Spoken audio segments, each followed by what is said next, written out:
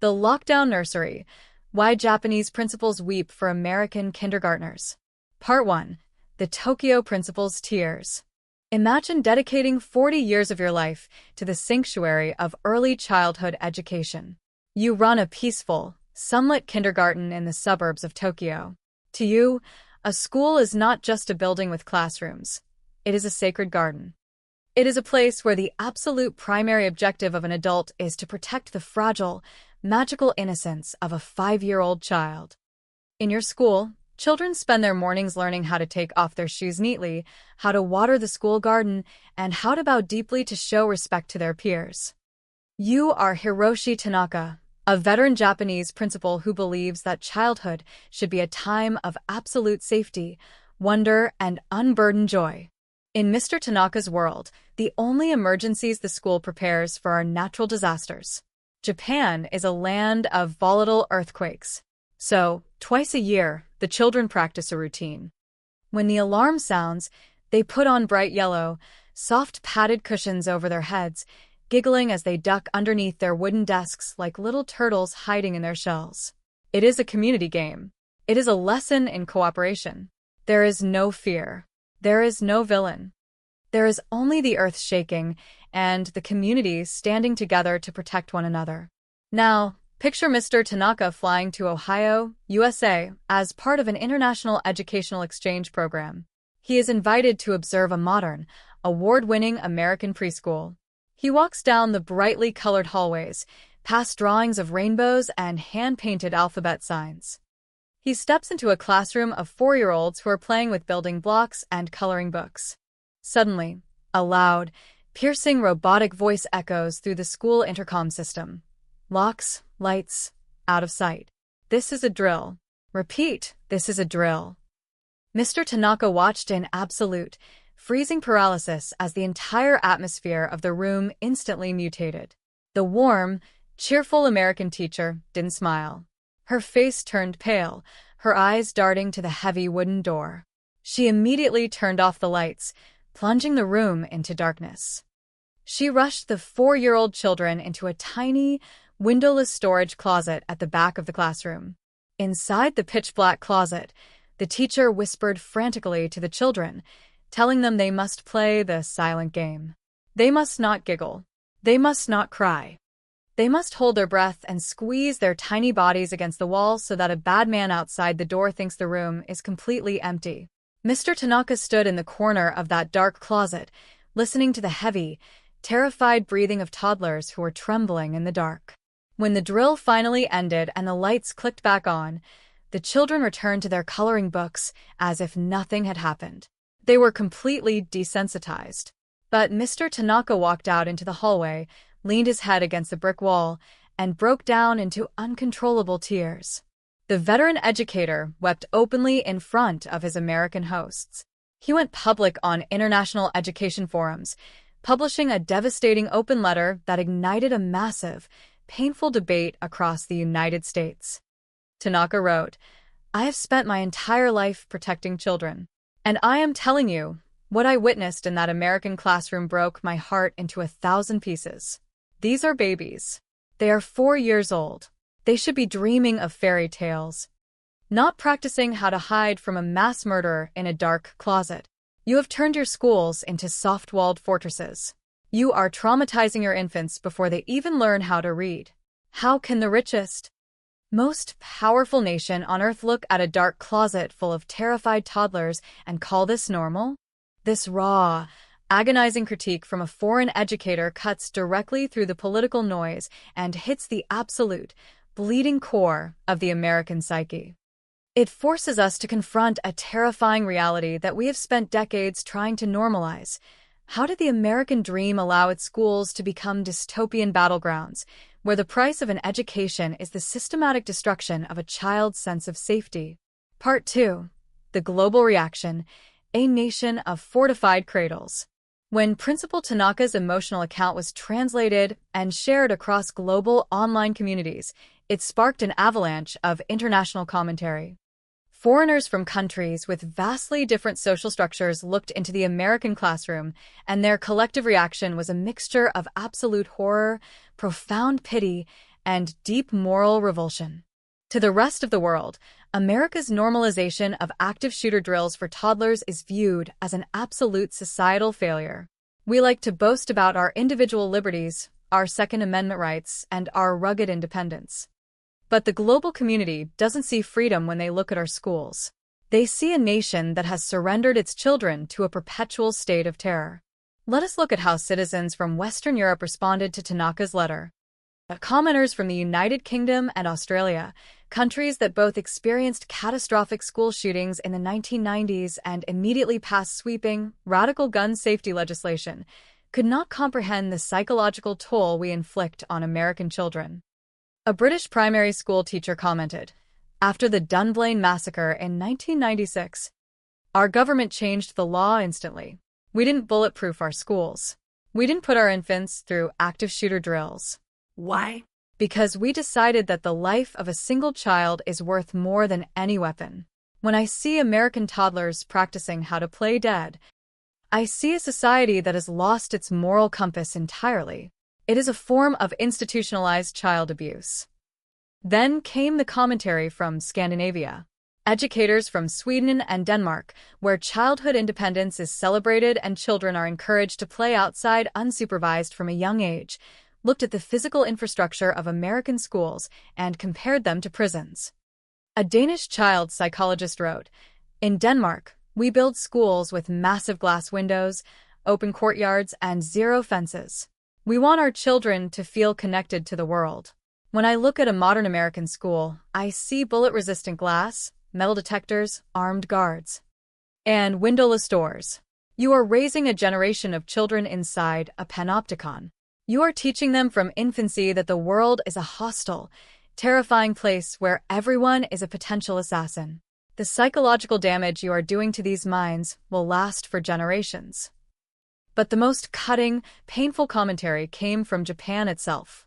In Japanese society, children enjoy an astronomical level of public safety. 6-year-old first graders regularly walk to school completely alone, navigating busy Tokyo streets and riding public subways by themselves, wearing their distinctive leather backpacks, randasir. The entire society acts as a collective guardian for the youth. A Japanese parent commenting on the American drill wrote, in Japan, we trust our neighbors. We trust our streets. We send our 6-year-olds out into the city alone because we know society will protect them. In America, you cannot even trust the classroom. You have to lock your babies behind reinforced steel doors and teach them how to hide from a monster. Why do Americans fight so hard to protect their weapons, but refuse to fight to protect the sanity of their own children? This global consensus is a devastating mirror for the American identity. The international community is no longer looking at America as a beacon of progress. They look at our fortified schools, our bulletproof backpacks for sale in supermarkets, and our traumatized children, and they see a deeply sick, dysfunctional society that is actively sacrificing its most vulnerable citizens on the altar of political stubbornness and corporate greed. Part 3. The Deep Dive, the Anatomy of the Preschool Security Complex. How did we arrive at this point of absolute cultural madness? Why are 4-year-old children being forced to participate in active shooter simulations? Where did these drills come from, and who is actually benefiting from the militarization of American education? The answer is not a logical, data-driven response to public safety. The inflation of the school security industry is a multi-billion-dollar corporate phenomenon driven by fear-mongering, political gridlock, and a predatory capitalist market that turns a national tragedy into a lucrative business model. Let us break down the historical illusion of the active shooter drill. Following the horrific Columbine high school shooting in 1999, the American educational system panicked. Because Washington politicians were completely paralyzed by gun lobby donations and refused to pass any meaningful federal safety regulations, the burden of protecting children was outsourced entirely to individual school districts. School boards, terrified of legal liability and desperate to show parents they were doing something, turned to private security firms. This gave birth to a massive, unregulated industry known as the school security industrial complex. Today, this industry is worth over $3 billion annually. Private companies travel from state to state, selling expensive, militarized solutions to public elementary schools. They sell high-tech surveillance systems, facial recognition cameras, bulletproof whiteboards, automatic door locking mechanisms, and corporate training programs like Alice or Run, Hide, Fight. To a private security corporation, a school shooting is not just a tragedy, it is a market opportunity. The more terrified the public is, the more products these companies can sell to panicked school boards. But here is the absolute tragedy of this corporate shakedown.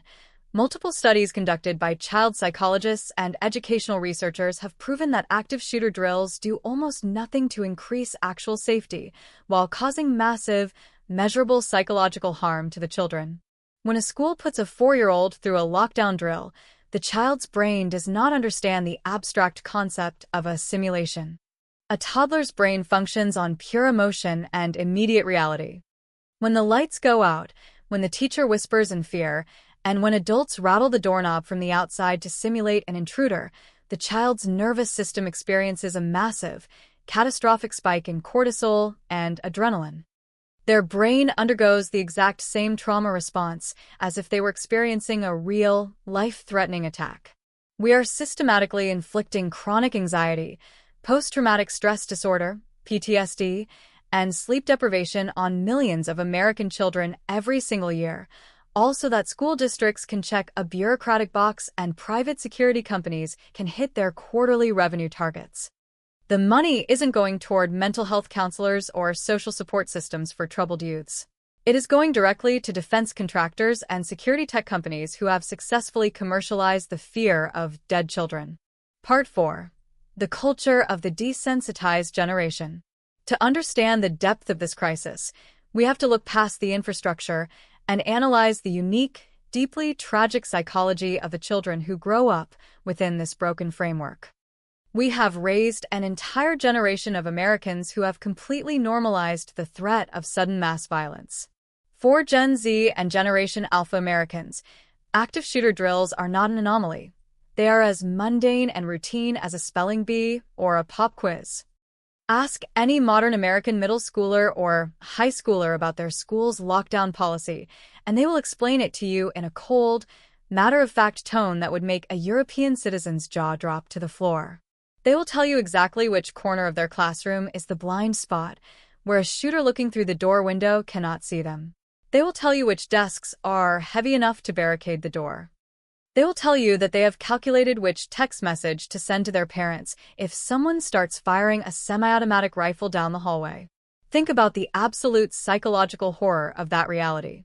We have forced our children to become tactical military strategists inside their own places of learning. They are evaluating their classrooms not as spaces of intellectual curiosity, but as tactical kill zones where they must calculate their percentage chance of survival. This constant, underlying trauma has bred a unique cultural coping mechanism among American youth: gallows humor and absolute apathy. Go onto platforms like TikTok or Instagram on any given day, and you will see American students making viral, comedic videos mocking their own active shooter drills. They make jokes about which classmates would accidentally give away their hiding spot, or how useless their bulletproof backpacks actually are.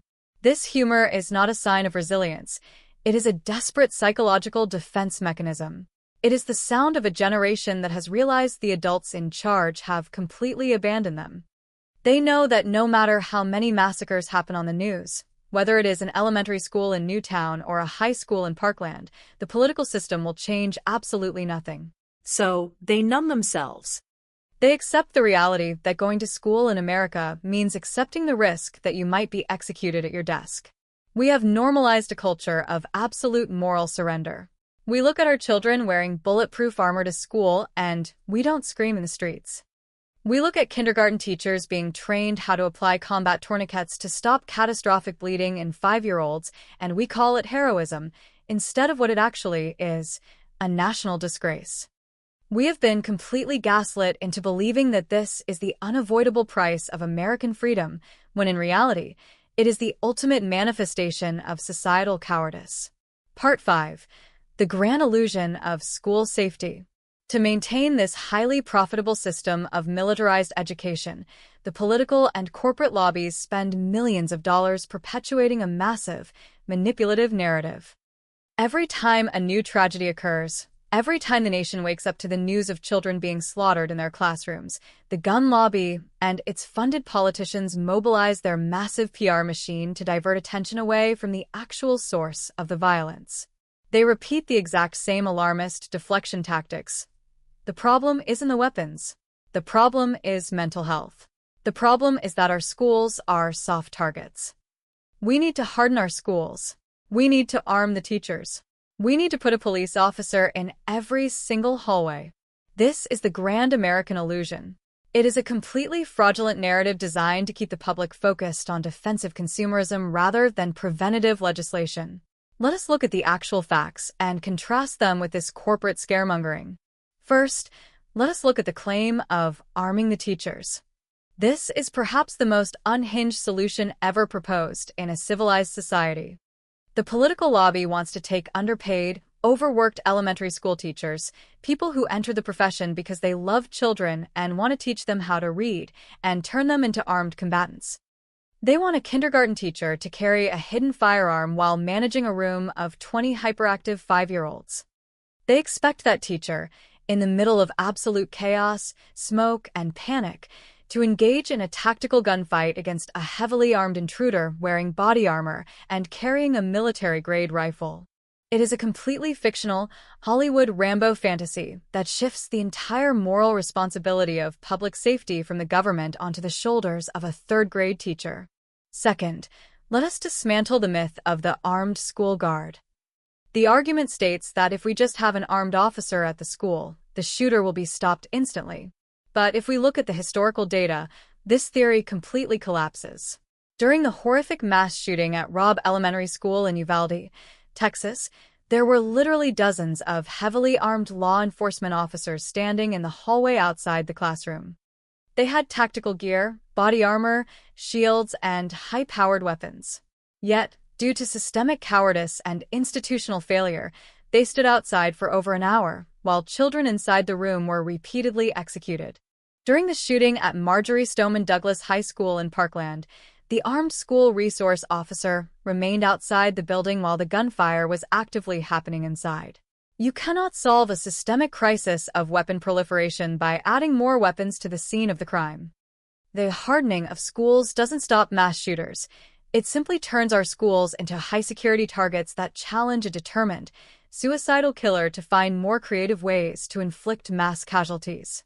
The current American model refuses to look at the one metric that separates us from every other developed nation on Earth: the sheer, uncontrolled volume and accessibility of military-grade firearms.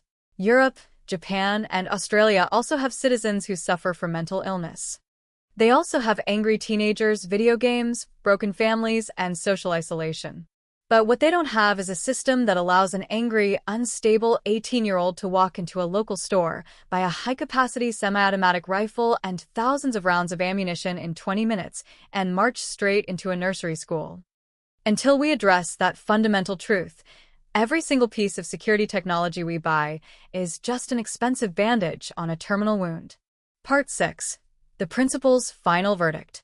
When we look back at the tears of Principal Hiroshi Tanaka, crying in the hallway of an American school after watching toddlers hide in a dark closet, we have to realize that this is not a political debate about amendments or constitutional rights. This is a spiritual evaluation of our survival as a moral society. A society can be judged entirely by how it treats its most vulnerable members. If a nation is willing to accept the routine psychological terrorization of its infants to protect the unregulated commercial profits of a weapon industry, then that nation has fundamentally failed its side of the social contract. The modern American school system is performing exactly how it has been forced to perform by the political gridlock that governs it. We have chosen to adapt our children to the violence, rather than adapting our laws to protect our children.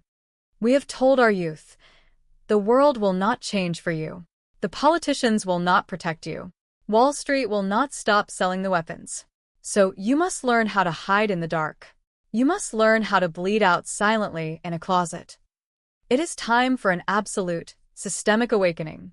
It is time for the American public to stop looking at lockdown drills as a necessary evil of modern life and start looking at them with the exact same horror and disgust that Principal Tanaka felt. We must refuse the normalization of fear. We must demand that our lawmakers stop taking blood-soaked campaign contributions from weapon manufacturers.